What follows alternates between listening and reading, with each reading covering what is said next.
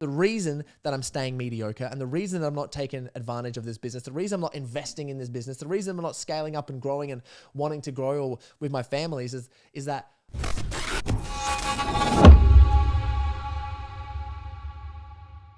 welcome back to another Corey Boutwell podcast today, guys. And we are speaking on an extremely important topic, which is close to my heart. And that is what to do when friends ghost you. So I know we all experience that moment when we're on the level up, right? We start growing. We've got this new idea. We might have this new business, this new relationship, or something's happening. We're feeling excited. We're like, yeah, I'm going to do this thing. And then our friends say stuff like, you've changed, or money isn't everything, or you're too busy for us now. Or, well, what if that doesn't work out?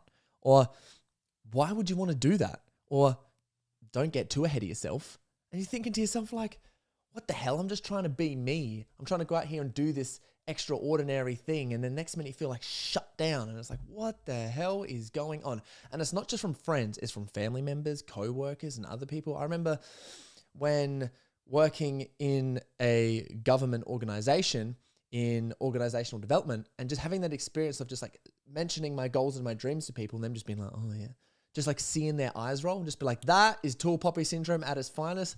Fuck you. Watch me grow. Like, watch me grow. Bit different from when it's from a peer, from someone who you do not respect, because you're like, I do not want to end up 60 years old sitting in a cubicle just like you, working at the same organization for 35 years. Sorry, I throw up in my mouth. But it's different when it comes from people that you care and you love, and people whose opinion that you respect. And for me, it got me curious thinking about this, because most of the time it comes from some sort of fear of rejection, or some fear of, I will not be able to connect close to you because I love you. And now because we're distancing, there's going to be a disconnect, and all the experiences that we've had, I have an attachment to for some reason, go straight out the window. So essentially, if you do not work on this, it keeps you so limited. There's people that I see who do not create businesses, who do not, go and approach the partner that they want to talk to. They don't go on the holiday. They don't do this next thing because fear of judgment from someone else, which is literally just comes from a judgment of themselves. And I'm so sick of seeing this. Like, I'm so sick of it. Obviously I run Set the Standard community, personal development community for men, getting to the next level, baby. But I see it every single week. There is someone that asks a question like, what do I do when I'm growing and my friends aren't? Because they're keeping me mediocre. Yuck, right? So let's get into it. Essentially, if you don't work on this, what's going to happen is you're going to feel lonely as hell. You doubt yourself. You don't take risks. You'll end up just like your friends or your family, bitter that you could have been more. So then you start to doubt others because you don't want to feel the yucky emotion of jealous.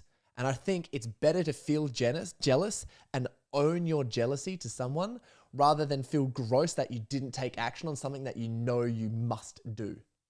I don't know which one makes you sick. There's going to be a lot of throw up noises in this podcast, guys. Sorry. You're not going to be as successful if these things happen. You can be a dick to your partner who will leave you.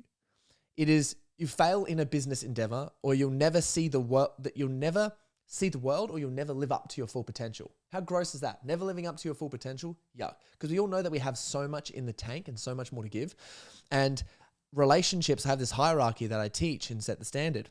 And relationships, I think, is like the fourth or the fifth up the hierarchy in terms of most important. First thing, like priorities to focus on. First thing is get an optimal mental shape, an optimal mindset, optimal physical condition, because they're linked. You best believe anyone who has like big muscles, ripped body, they're dedicated, they're training hard, and they've got a strong grit and disciplined mindset, feel better than someone who doesn't.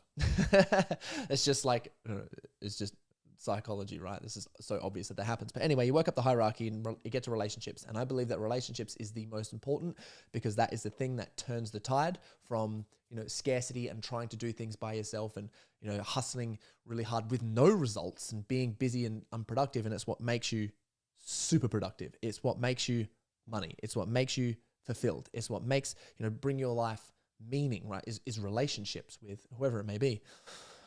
And if your relationships that surround you pull you down or confirm your own mediocrity to yourself, or try to bring you down to live at their mediocre level, then Are they really your friends? And I know people ask that often and it is cliche. And I would say, yes, they are your friends, but they just don't know how to support you. And there's this fear that they have of losing you as a friend, right? Oh, I won't be able to connect with this guy anymore. It's just fear on both ends. And you can have conversations to dismantle the fear, which is fantastic. I'm going to teach you some tools in this podcast how to do it. But I'm going to start with some quotes that I believe are extremely powerful from Friedrich Nietzsche and Fyodor Dostoevsky. Friedrich Nietzsche's quote, "The individual always has to struggle to keep from being overwhelmed by the tribe." This comes from the book Beyond Good and Evil. And what Friedrich Nietzsche is talking about here is the hero's journey. So we're all heroes on our own hero's journey, okay? Joseph Campbell quoted this: "What I believe to be is a good life is one hero's journey lived one after another." And essentially that is, we have this call to adventure that we want to go on. After that, we go through trials and tribulations. We meet mentors along the way. We go through a dark night of the soul moment where we're like, holy, I have to change my whole beliefs and perception. And then I have to bring this gift. And the gift is always some internal gift that we have within into the real world. And what that just looks like is like you leave your family, your friends, whatever. You go, you learn some skills, you find out more about yourself. You have this perception shift. You get the results and the proof. And then your family go, what the hell? You bring that back and then you share it with all your friends and your family. And they go, wow, I can't believe you did this. And you can see that in The Hobbit, like so well, if you guys watch The Hobbit, when Bilbo Baggins comes back and he has all the riches and all the wealth and everyone's like, oh, look at Bilbo. He's all rich with the wealth and everything. And they're all trying to be friends with him so that they can get a piece of the goodness that he found when he went out on adventures. That's the exact story that we're playing out in our own lives. Now, what the thing is before he left, everyone doubted him. Everyone was like, oh, don't go, don't do this thing. And we are supposed to come across what Friedrich Nietzsche calls the herd, and it's the mindset of the herd, which is the thoughts around all the people that do doubt you. You can't do that. That's not appropriate, whatever it is. The hero is the bringer of change. And who is his biggest enemy? It's the masses.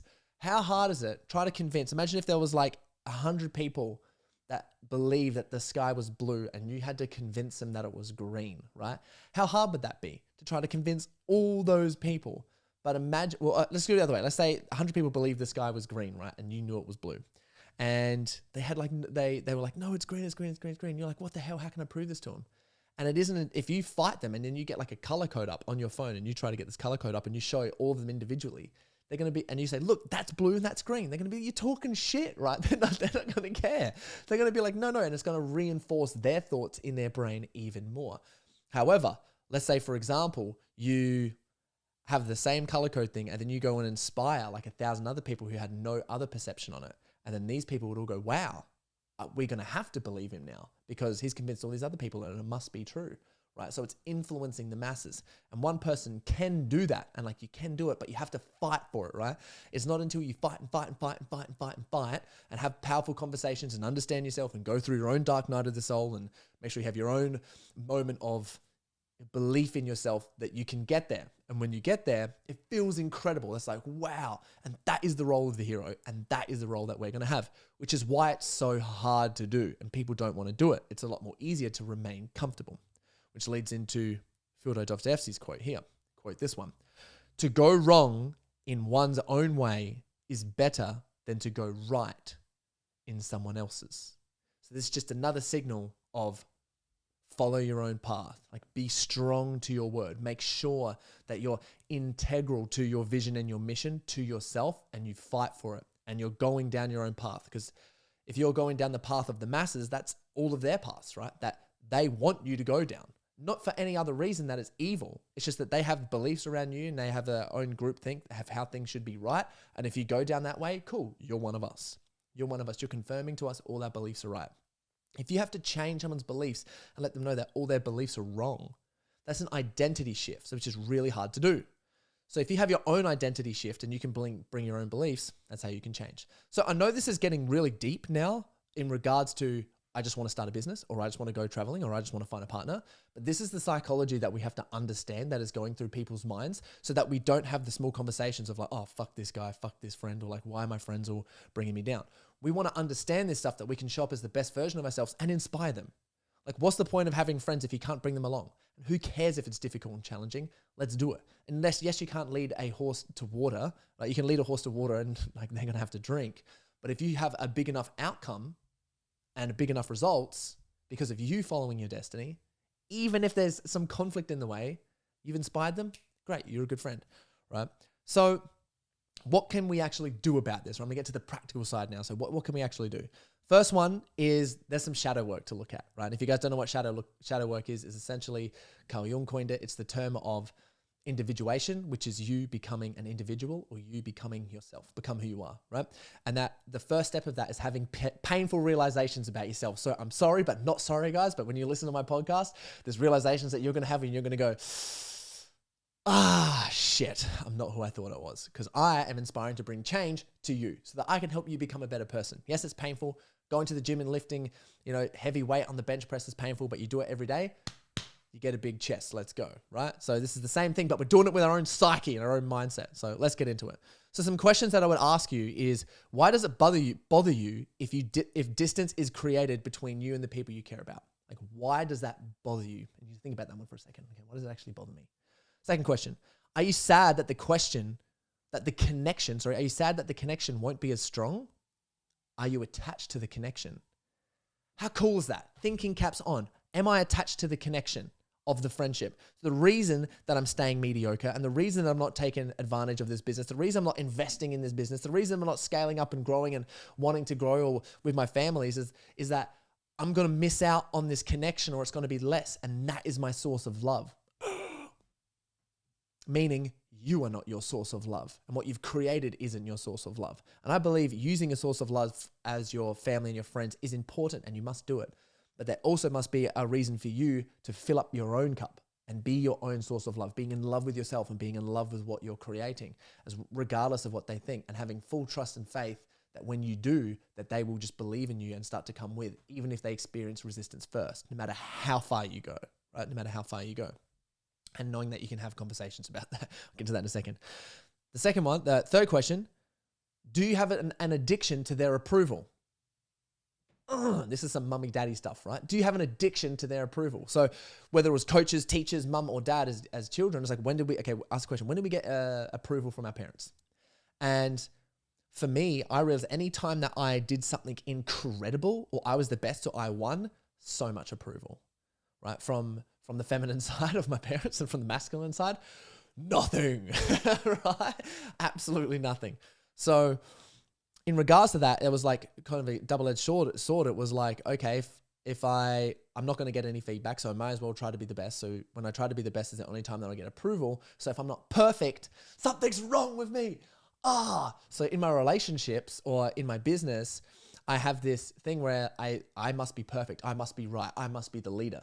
And if I don't get that approval, I think something's wrong with me. And I got to catch myself up, because how bad is that of a leader? Of being like me all the time. That's not empowering to staff members, clients, friends, whatever it is. I have to work on it every single day, because that's where my addiction to approval come from and what it was like. So do you have an addiction to their approval, and why?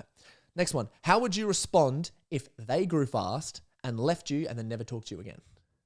If they were just on the growth train and they just went, this is awkward, and just like didn't speak about it and just left, and you're just like, what the hell, right? There's moments where we have done or haven't done that before with friends, and there's no judgment on that, right? It's just to start thinking about that now. It's like, okay, well, what I should be doing in this, and I hate using the should words, but here's this. What I can be doing as an option is having powerful conversations with people around this, asking for their support.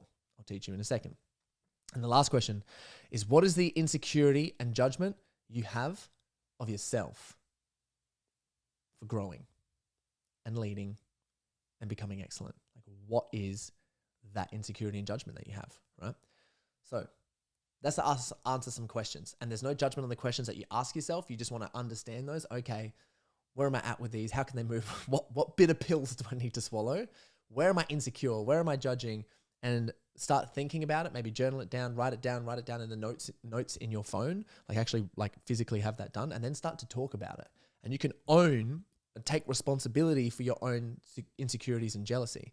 If I'm around someone and I notice that they're growing, or there's some area and I notice myself go, oh, I wish that was me. I say, hey, you're doing an amazing job. And I notice that I'm actually so envious of where you're at, and I can't wait to get to your position. And they go, man, you've got it. Like, come grow. Like, what we got to do is this. But I'll speak to my envy instead of pulling it down and pulling the other person down. Insane. So here's what you can do. 1, have a powerful conversation asking for support from the opinion of those you need most. So we need relationships. And if we don't have the conversation of just saying, hey, I feel like I'm on a growth train right now. I'm on a sprint and I'm nervous because I don't want to hold myself back and I really want this. But I care about your opinion and your judgment means a lot to me. And I don't want to grow and distance the connection between me and you because I really value our connection. So through this period, I want you to come with me. You don't have to. There's no pressure.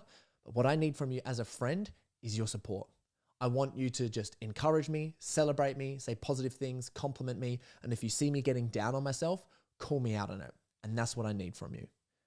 Who's going to say no to that, right? If you need to save that section in the podcast or clip that out, screen record it, please screen record it because it's very powerful. You can use it for yourself or write it down. And I'm not just saying that. If you're just listening to this, I'll write that down soon. Blah, blah, blah, blah. Actually get that done. If that, that's going to help you, do it. Holding you accountable for that. Second one, set boundaries with people. Bum, bum, bum. Setting boundaries. So one thing with boundaries is people will go, yeah, I set a boundary here, but did you fight for it? Because when you set a boundary, you have to keep that for a long period of time. And a boundary could be along the lines of, I don't want to hear any negative comments towards me focusing towards my goals. If they say, if there's a comment that said oh, you're too busy for us now, but hey, the boundary, I don't want you to say that I'm too busy. I'm focusing on my goals and I need friends who support me, not friends who can, not friends that will say things like that. So I don't appreciate that and I don't want that to happen. I love you and I respect you, but I don't want that topic spoken to me again. I need positivity. They'll go, whoa, I didn't mean to. Hey, I know. But if that keeps on happening and you have this, I'll just distance myself a little bit from you until you work on whatever it is that you're working on. Savage. But if you've got friends and family and needing to set those boundaries, you've got to fight for them. And honestly, that will bring you respect. Don't think that setting a boundary is going to make them distance themselves from you. They will respect you. Every time I've ever set a boundary with anyone ever, and they've taken it bad, a day later, 2 later, week later, whatever it is, they hate, hey man, you setting that boundary, awesome. Good on you for going crushing it. I realized all these things about me and I need to set boundaries like you did too. Holy shit, let's go set some boundaries. Next minute, friendship's back on. And so incredible that can happen. So incredible. The power of boundaries. Don't ever think that you're going to push people away. You will get their respect because anyone respects someone who knows how to say no properly. Just highlighting your boundaries. And to get clear on your boundaries, you really have to write them down. What do you want in regards to your relationship with your friends, families, and people? What do you want to talk about? What do you not want to talk about? And then fight for them. And if you don't bring them up, that's on you. But if you need help with that, come and join Set the Standard. We help you with that one. Number 3, directly call your friends or your family out. So that's similar to the boundaries, but you can directly call people out. This is a very, I would say, approach that is inspirational, and it does come in and just slice people a little bit. So get ready to hear people's projections, right? So you're going to basically be calling insecurities out in other people, but you want to do it in a really nice way. So essentially someone's highlighting something in you and they're just money isn't everything, X, Y, Z. And I do this with my family and friends all the time, guys, just letting you know all the time. I'll call out and I'll say, hey, I know that you have problems in regards to your mindset with money. I don't. I'm not limited like you are. And I think that if you took a page out of my book, you'd be able to get a lot further and a lot further ahead in life. So when it comes to me, I want your courage and support. I don't want your money stuff to be put onto me. I don't want that to rub off onto me. I'll just directly say that. People hear me on the phone sometimes to friends, family, whoever it is, and I'll say that straight away. And I'll be like, hey, and I'll just say, hey, just letting you know, this is an insecurity of yours and I don't want it put onto me. Hey, this is where you lack a little bit of confidence. I don't lack the confidence here. And you saying that makes me feel unconfident and I don't want that around me at all. So can you please go work on your confidence so that we can have a better relationship? Boom, what a savage, right? That also gains a lot of respect. It gains so much respect. And your friends go, holy shit, this person cares about me enough to tell me how the fuck it is, right? And you do care about them a lot and you are telling them exactly how it is.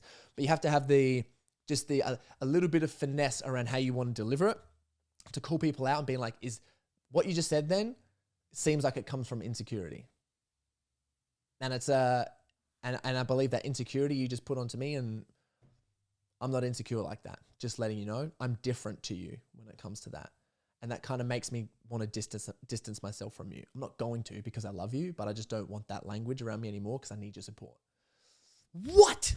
So giving you guys some options here, right? The power of communication is absolutely insane. And then the fourth thing you can do is obviously find a community that supports you. It's a limiting belief to think that you can't find new friends or surround yourself with new people without letting go of your old friends. Of course you can. They're all your friends. And when you have like a long period of time, and family, right? And if you have friendships and relationships that last a long period of time, there's all forgiven. Like I love going back to Adelaide to see all my friends. Like I've moved away. I've been away for like 3 years, but every time I go back, as soon as I start talking to them, it's like I never ever left. I'm like, oh, you guys are incredible. And I love you all so much, right? It's actually the best. And there's no judgment in between either or, right?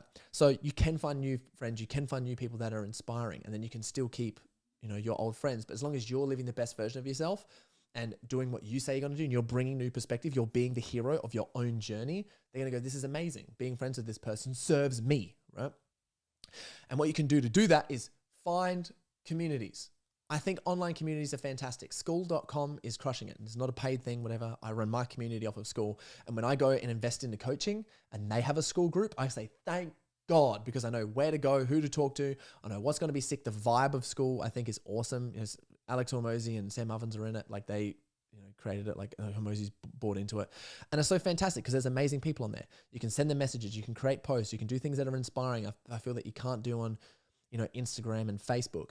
And I believe that online communities for building new relationships is absolutely essential to get yourself to the next level.